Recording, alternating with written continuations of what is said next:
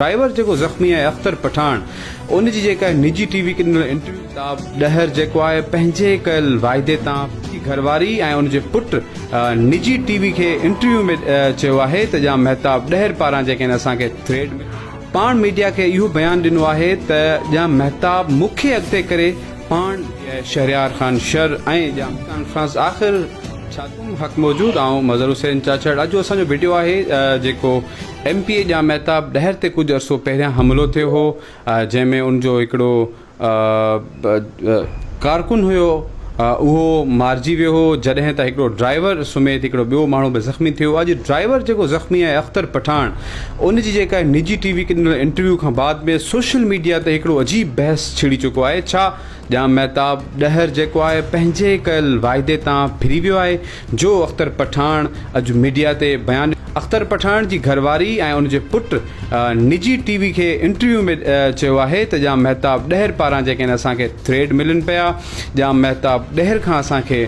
ख़तरो आहे ऐं अख्तर पठान पाण मीडिया के इहो बयान ॾिनो आहे त जा महताब मूंखे अॻिते करे पाण लही वियो जॾहिं जा महताब डहर खे इल्मु हो त अॻियां जेके आहिनि माण्हू वेठा आहिनि मारण जे लाइ त पोइ असांखे हुन छो माराइण जी कोशिशि कई ऐं हुननि जेको आहे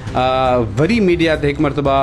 अची करे चयो आहे त असांखे महताब डहर पारां मिलनि पिया ही MPA अॻूणो जेके MPA आहे शहरयार खान शर ऐं जा महताब FIR कराई त अॻूणे MPA शहरयार खान शर खे हुन जेको आहे क़त्ल में नामज़द कयो ऐं हुन जे पुट खे बि पारां कयल प्रेस कॉन्फ्रेंस ऐं हुनजी पूरी फैमिली पारां कयल प्रेस कॉन्फ्रेंस आख़िर छा थींदो सोशल मीडिया ते मुख़्तलिफ़ क़िस्म जा बहस जेके हलनि पिया महताब डहर जा जेके चाहींदड़ आहिनि उहे या महताब डहर जी सपोर्ट कनि पिया जॾहिं त शहरयार शर जा जेके चाहींदड़ आहिनि उहे शहरयार खान शर जी सपोर्ट कनि पिया अव्हांखे हिते हिकिड़ी शइ एड कंदा हलूं त अदालत पारां बि शहरयार खान शर जो इन केस मां नालो कढियो वियो आहे ऐं जेकी हिन महिल जेको ज़ख़्मी अख्तर पठान आहे जेको ड्राइवर आहे जा महताब डहर जो जेको चवंदा आहिनि केस जो शाहिद पिणु आहे उहो हिन टाइम जा महताब डहर खां फिरियल नज़र अचे पियो हुनजी अहिड़ी प्रेस कॉन्फ्रेंस खां पोइ अहिड़े वीडियो खां पोइ सोशल मीडिया ते अजीब क़िस्म जो बहस छिड़ी चुको आहे सो तव्हां बि कमेंट बॉक्स में पंहिंजी राय खां आगाह असांखे ज़रूरु कंदा